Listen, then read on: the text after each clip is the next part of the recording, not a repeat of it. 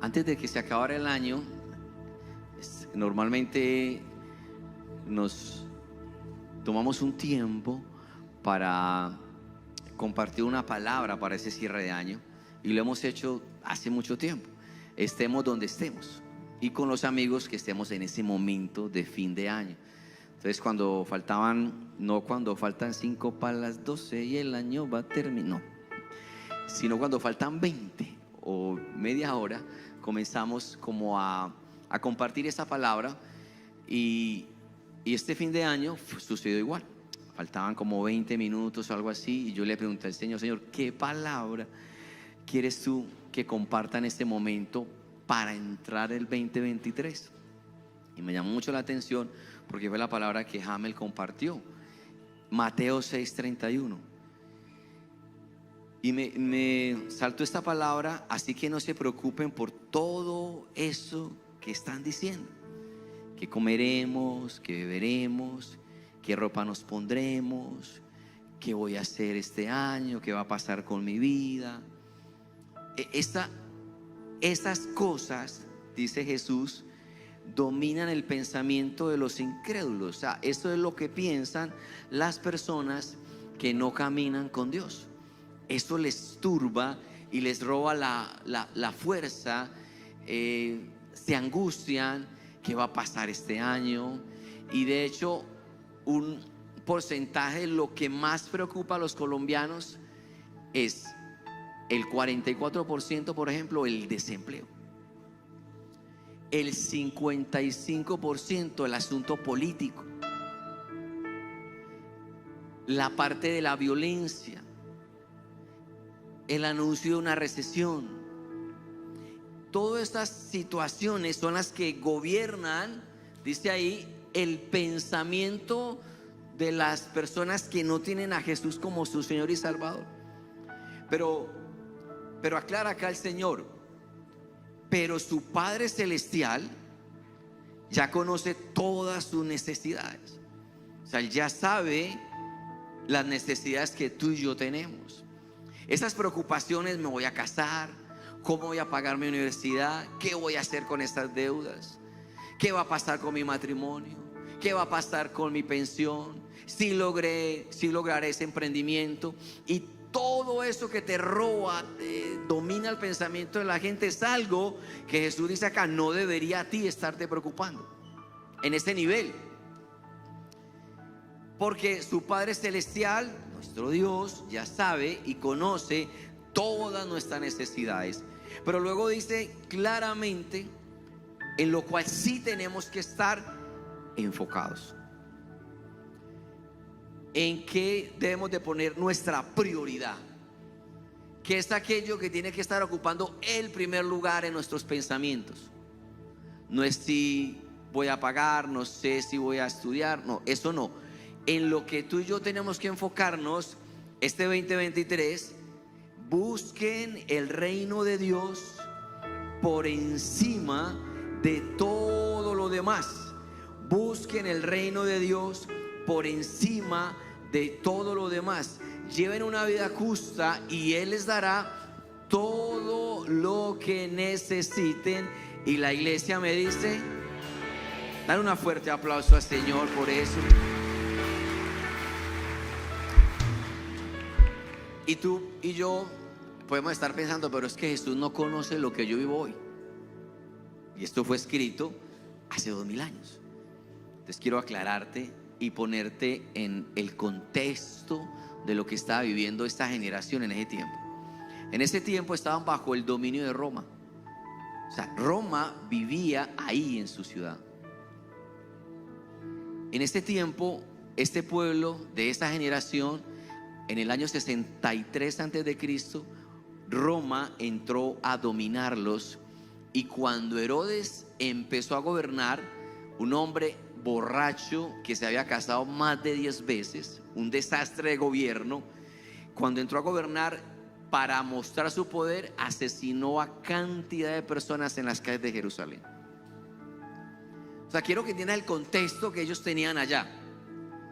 Porque Jesús no desconoce el contexto histórico, político, social, económico que podemos estar viviendo hoy también, como ellos estaban viviendo en ese tiempo.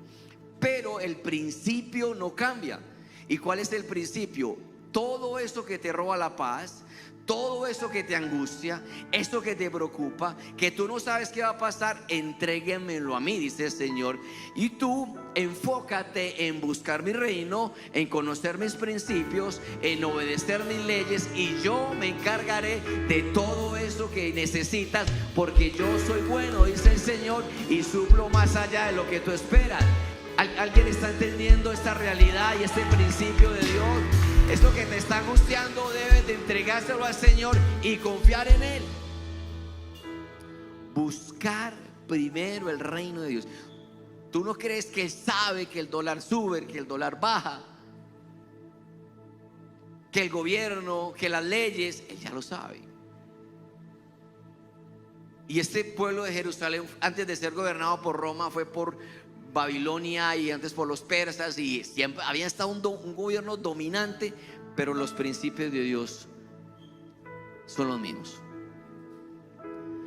Por eso, cuando Él dice busquen el reino de Dios, tenemos que buscar las cosas del reino como una prioridad sobre todas las demás cosas.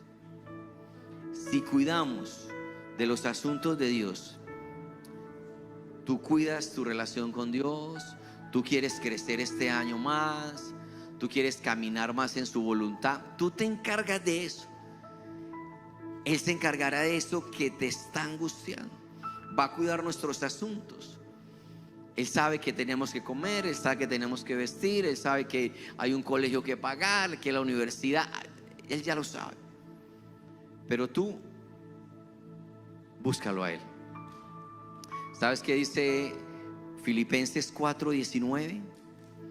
Léelo conmigo. Y este mismo Dios, otra vez, y este mismo Dios, quien me cuida, suplirá. Ese mismo Dios que me cuida, suplirá todo lo que necesite. ¿Cómo podemos saber si verdaderamente estamos buscando el reino de Dios en nuestras vidas? ¿Cómo podemos tener eso claro? Bueno, con varias preguntas.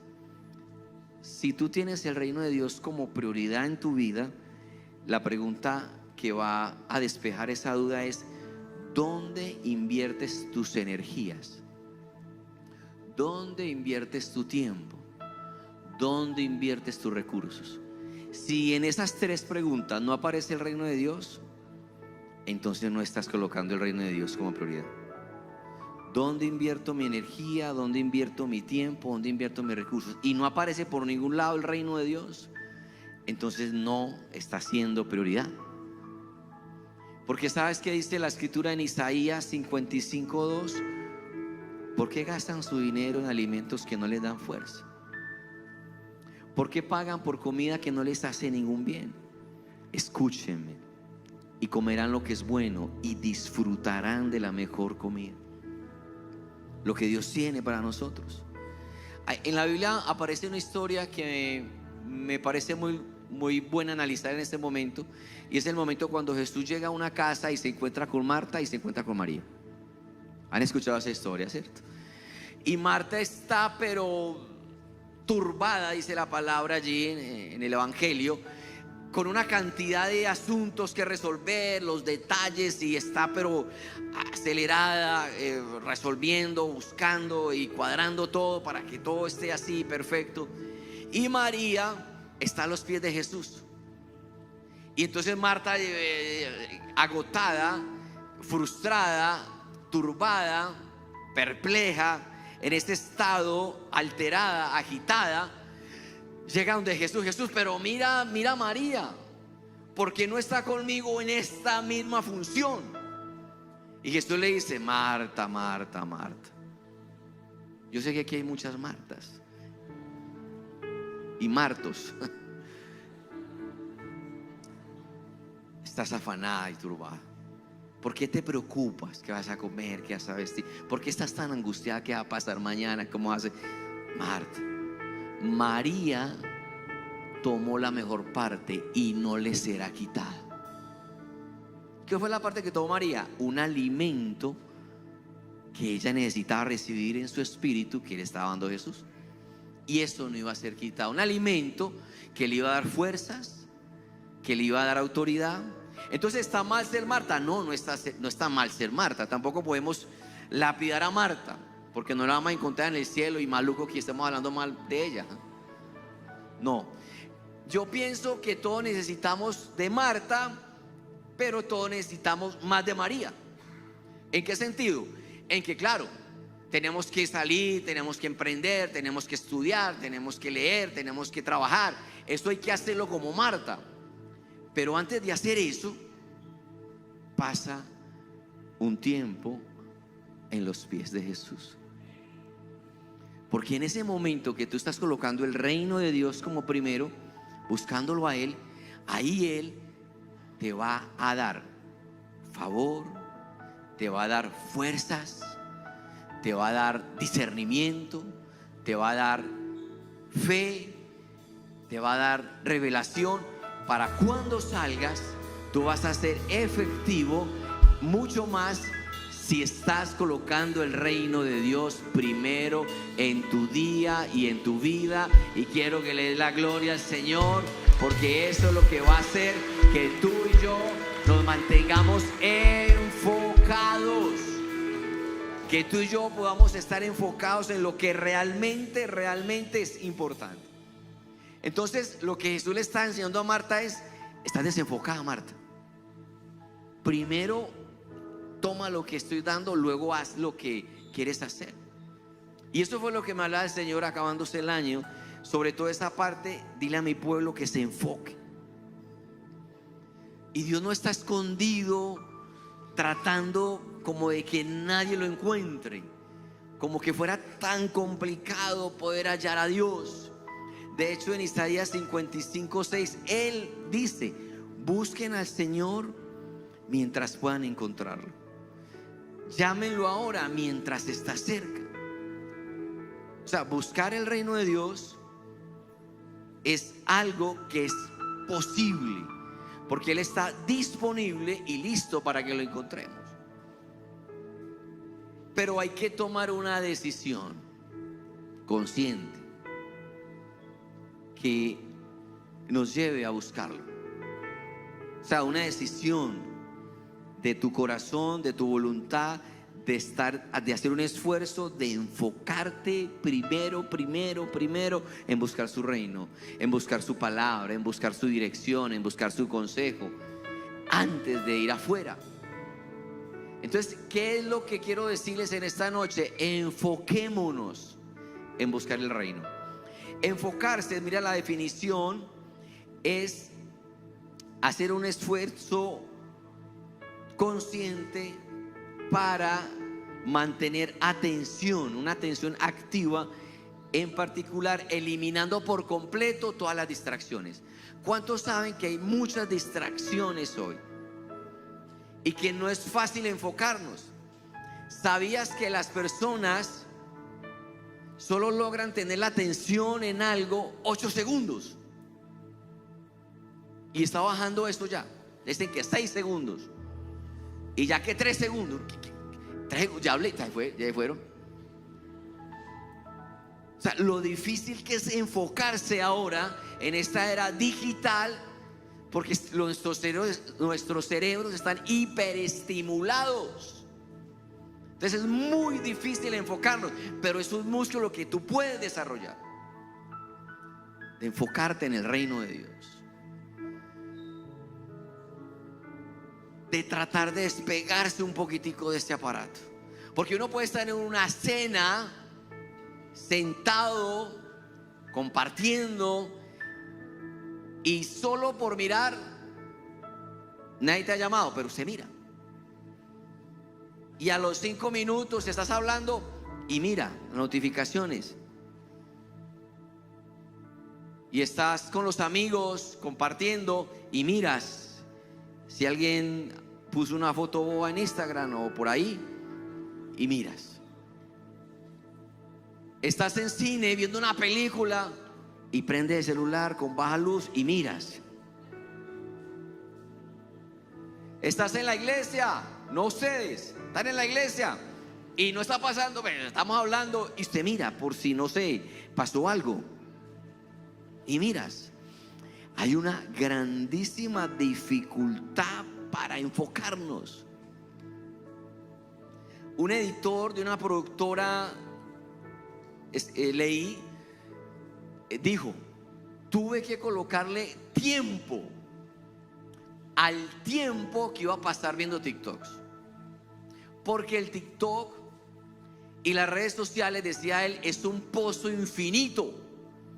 Usted puede ponerse a ver TikToks o Reels a las 8 de la noche, son las 3 de la mañana y usted sigue. Ese dedo está encalambrado, ya no le sube sangre, pero usted sigue viendo el gato que dio una vuelta, viendo el bebé que tropezó, viendo una bicicleta que se cayó, viendo bobadas, y usted sigue. Y así con Instagram, así con YouTube, los mayorcitos con Facebook. Pero hay una gran dificultad para enfocarnos en el reino de Dios. Alguien me decía: pastor, este año voy a leer más libros, voy a leer libros.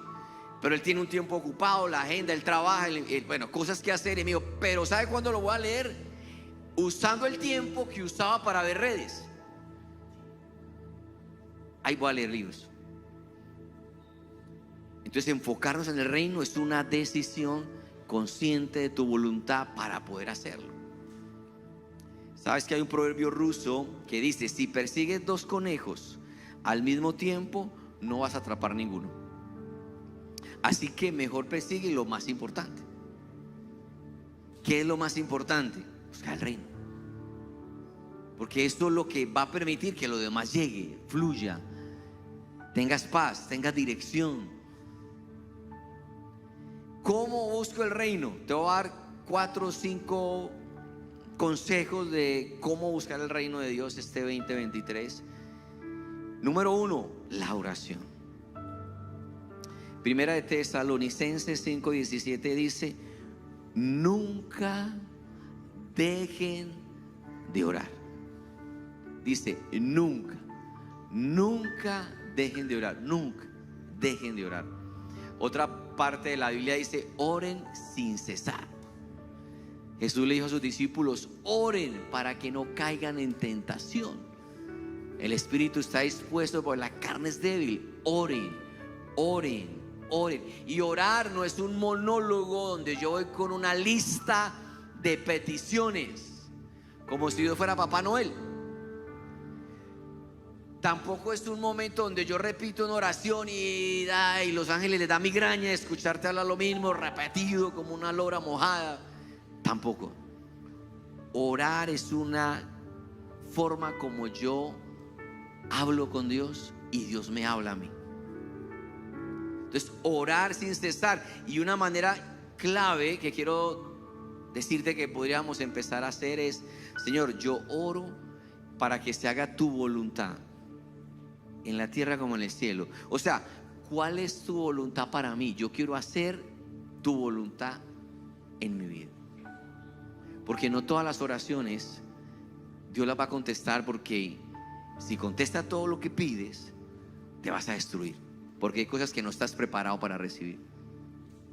Entonces ora: Señor, dame lo que tú tienes para mí, para hacer tu voluntad.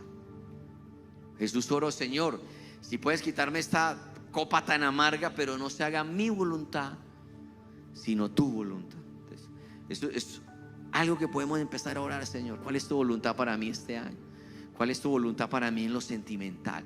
¿Cuál es tu voluntad para mí en lo familiar? ¿Qué es lo que tú quieres que haga en este año para ti, Señor? ¿Cuál es tu voluntad para mí? 2, este año debe ser un año donde tú vas a leer Biblia. ¿Sabes? Mi trabajo es traerte un alimento espiritual todas las semanas. Traigo un alimento espiritual que Dios quiere dar a la iglesia. Eso es mi trabajo. Pero también es importante que tú te alimentes espiritualmente, Porque no puede ser que Vico tenga 4 años y todavía quede la comida en la boca. Y le diga, no amor, no mamita, ya tiene 4 años, ya tiene que comer solita. Ya le toca a usted vestirse sola. Ya tienes 4 años, amor. Y aquí tenemos niños de 20, 30 o 50 años que todavía queda la comida. Con la pata peluda y todavía abra la boca, pues papi, que yo le doy la compota hoy. Claro, yo traigo el alimento espiritual porque es mi labor como el pastor de la casa, que Dios me llamó para esto. Pero este año tú tienes que leer la Biblia. Hay Biblias que las puedes descargar en tu móvil, dramatizadas, de todas las versiones. La puedes comprar, vale lo que vale una hamburguesa con Coca-Cola, una Biblia. Tenemos un privilegio enorme, pero no la leemos. Por eso vamos a comenzar nuestras escuelas de liderazgo. Ahí tú tienes la oportunidad de crecer en la lectura de la palabra. Estamos en inscripciones ya, comienzan la primera semana de febrero. Pero tú tienes que tomar la decisión de buscar el reino creciendo. ¿Sabes qué dice el Salmo 119:9? ¿Cómo puede un joven mantenerse puro? Obedeciendo tu palabra. Pero para obedecer la palabra tienes que conocer la palabra. 3. Otra manera de buscar el reino de Dios es a través de la adoración. Somos una iglesia que adora. Adoramos al principio, adoramos para ministrar, adoramos para predicar, adoramos al final, porque la adoración es una arma de guerra. La adoración me lleva a la presencia de Dios. Y es una forma de cómo el reino de Dios llega a nuestras vidas. El rey Josafat tenía una tremenda batalla. Dios le dijo, no estén quietos, yo voy a pelear por ustedes, verán la salvación del Señor. ¿Y sabes qué hace Josafat? Van los soldados de Josafat, y adelante pone la banda SOS para que cantara. Ahí estaba el monocejón, a Pipe, estaban todos allí adorando. Y eso trajo una confusión al enemigo.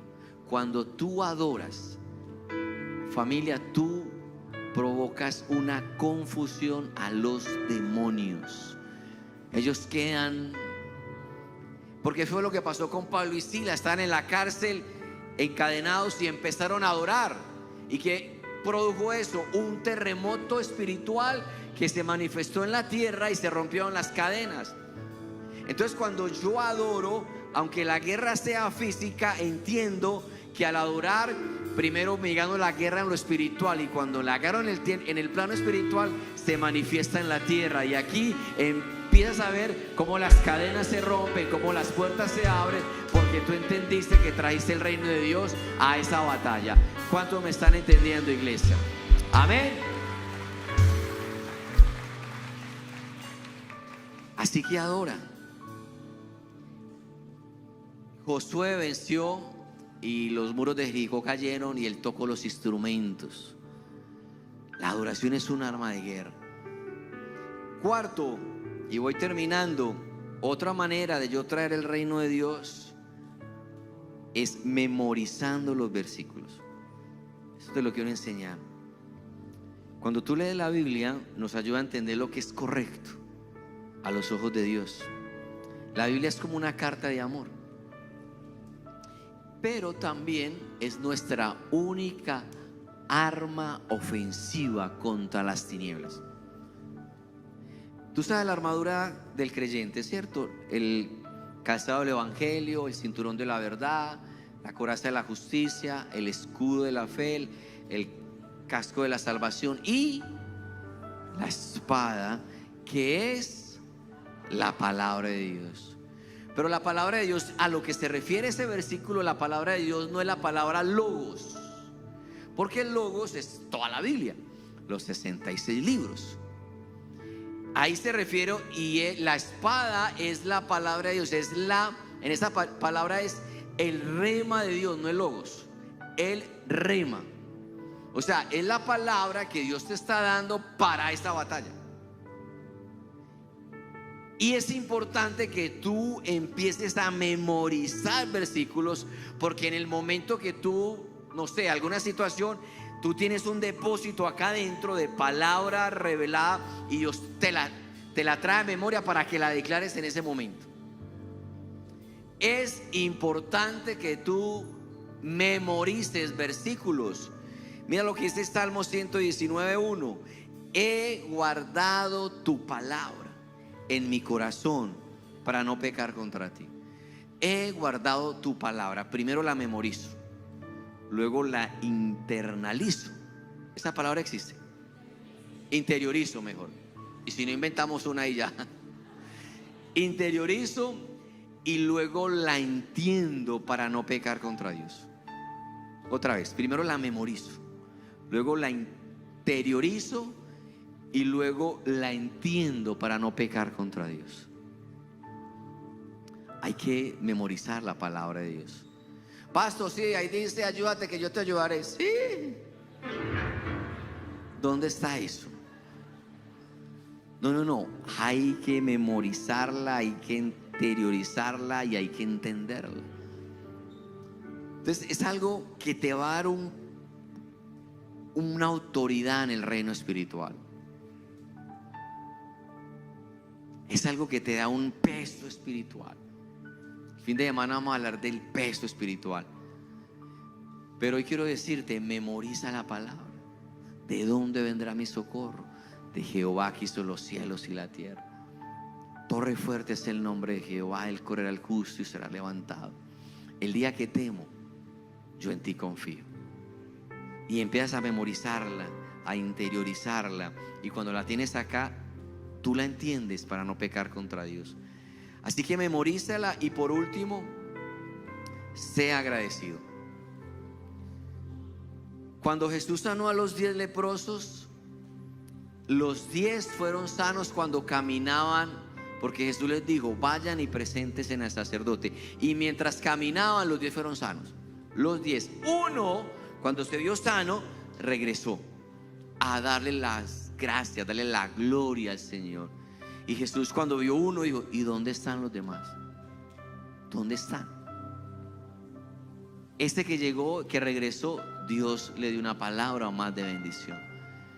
Nosotros debemos de ser personas agradecidas.